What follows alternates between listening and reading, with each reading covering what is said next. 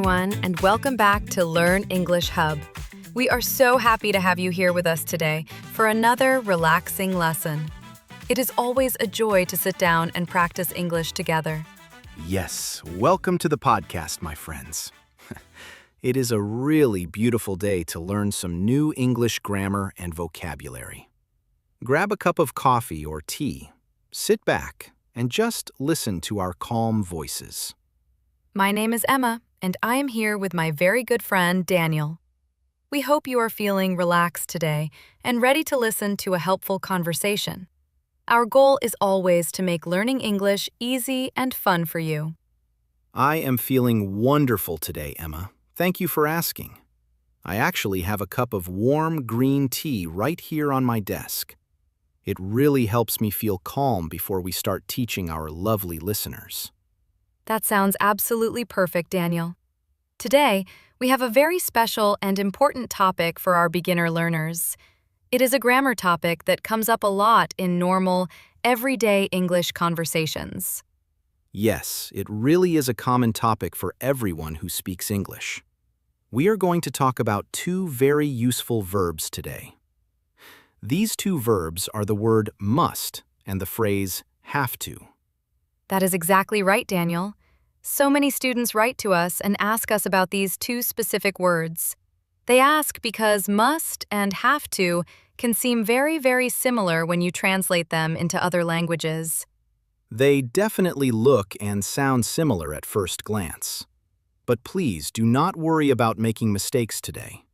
We are going to explain everything very slowly with lots of clear examples just for you. Let us start our lesson with the phrase have to. We use have to when we talk about rules or things we are absolutely forced to do. It is an obligation that comes from the outside, like from a boss, a teacher, or the police. That is a perfect explanation, Emma. For example, I have to wake up early on Monday mornings. I do not want to wake up early, but I have to because my office work starts at exactly 8 o'clock. Exactly, Daniel. Most of us have to work hard to pay our monthly bills. Another very good everyday example is about driving a car in the city. When you drive, you have to stop your car at a red traffic light. Yes, that is a very important rule for everyone. You cannot choose to keep driving when the light is red. The law says you have to stop, so you have absolutely no choice in the matter. Let us also think about going to school or university. When students go to a university, they usually have to take big exams. The professors make the rules for the classroom, so all the students have to follow them. I remember my long school days very clearly. I had to study so many heavy books for my science classes. I did not have a choice if I wanted to pass the class and get a good grade.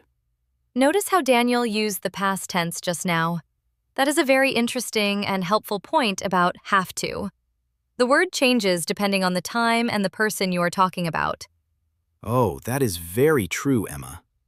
If we talk about today, I simply say, I have to. If we talk about yesterday, I change the word and say, I had to. It is very easy to change the tense for the past. We also need to remember the third person singular for the present tense. If we talk about our friend John, we do not say, John have to. We must remember to say, John has to. Yes, we always use he has to, she has to, or it has to. For example, my sister has to wear a blue uniform at her job. She works in a large hospital, so the hospital makes that strict rule for her. That is a great example of an outside rule, Daniel. Her boss says she must wear the uniform every single day. Wait, I just used the new word must. Let us talk about that word next. That is a perfect transition, Emma. Yes, let us move on and talk about the word must right now. Must is also about obligation, but it feels a little bit different than have to. We use must when the rule or the strong feeling comes directly from the inside of the speaker. It is when the speaker thinks something is very important for themselves.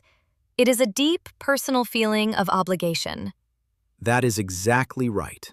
For example, If I am feeling very tired and sick today, I might say, I must go to bed early tonight.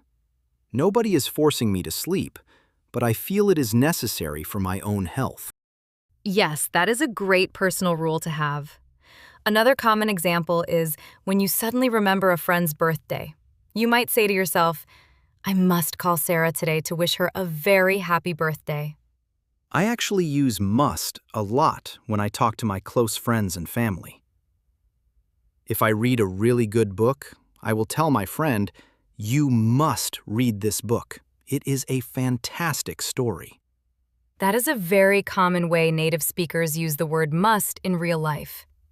We use it to give a very strong and friendly recommendation. It shows that we really care about the other person's happiness and experience. Exactly. If you visit my hometown, I will definitely tell you, you must try the local pizza restaurant. I am not the police, and I am not giving you a legal rule to follow. I am just giving you strong, friendly advice. It is also very important to know that must is a special kind of verb called a modal verb. That means it never changes its shape or adds any letters. We say, I must, you must, and he must. We never ever say, he musts. That actually makes it very easy to learn and use. You do not need to worry about adding an S at the end for he, she, or it. It is always just the simple word must. Also, must does not really have a past tense form of its own in English. If you want to talk about a strong rule in the past, you usually just borrow from have to and say had to. That is a wonderful tip for our listeners to remember. So, if I say, I must clean my messy room today, that is for the present time. If I did it yesterday, I say, I had to clean my room yesterday. Now, we should tell our listeners a little secret about everyday English conversation. In casual speech, native speakers very often mix these two words up. We use them in very similar ways all the time. Yes, that is the honest truth about English. If you say, I must go, or I have to go, people will understand you perfectly both ways. However, in normal spoken English, have to is actually much more common than must. That is right. Must can sometimes sound a little bit formal or too serious for a normal chat. If you are not sure which one to use in a positive sentence, have to is always a very safe and natural choice. I agree completely with that advice. When I talk to my family at home, I almost always use the phrase have to. I only use must when I want to sound very dramatic or very serious about a specific topic. For example, a medical doctor might use must to show that a health situation is serious. A doctor might look at a patient and say, you must stop smoking immediately if you want to live a healthy life. Yes, that makes total sense because the doctor wants to emphasize the supreme importance of the rule. But the patient going home will probably tell his wife, the doctor says I have to stop smoking now. Now we come to the most important part of our entire lesson today. The positive forms are very similar, but the negative forms are completely different. This is where you really need to pay close attention to the meaning. Yes, please listen very carefully to this part, friends. The negative of have to is do not have to, or don't have to. The negative of must is must not, or sometimes we say mustn't. Let us start with the phrase, don't have to. We use don't have to when there is absolutely no obligation to do an action. It means it is not necessary to do something, but you can do it if you really want to. You have a free choice. A wonderful example of this is the weekend. On Saturday and Sunday mornings, I do not have to work at my office. I can wake up early if I want to, but I do not have to. I have the complete freedom to sleep late. That is a perfect example, Daniel. Another common example is about cooking dinner at home. If we decide to order a pizza for dinner tonight, I can happily say, I don't have to cook dinner tonight. Exactly. You could cook a meal if you really wanted to, but the necessity is completely gone. And I know you love eating ordered pizza, Emma, so you definitely will not cook tonight. You know me far too well, Daniel. So, don't have to means it is your personal choice. But the phrase must not is very, very different. Must not means something is strictly forbidden or prohibited. Yes, must not means you have zero choice and you are absolutely not allowed to do the action. It is a strict rule or a clear danger. For example, you must not touch a hot stove with your bare hands. That is right, because you will definitely burn your hand and get hurt.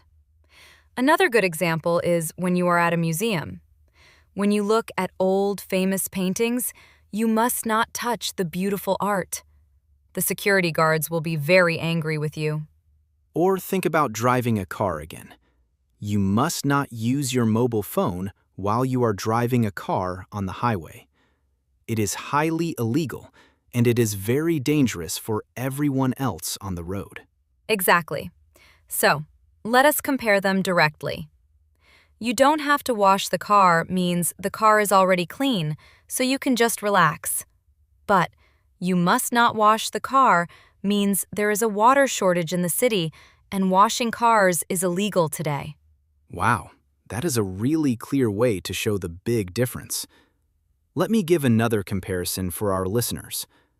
You don't have to tell John means it is okay if you keep it a secret, but it is also fine if you decide to tell him. And on the other hand, you must not tell John means it is a surprise birthday party. If you tell him the secret, you will completely ruin the beautiful surprise. It is strictly forbidden to speak about it. I absolutely love that example.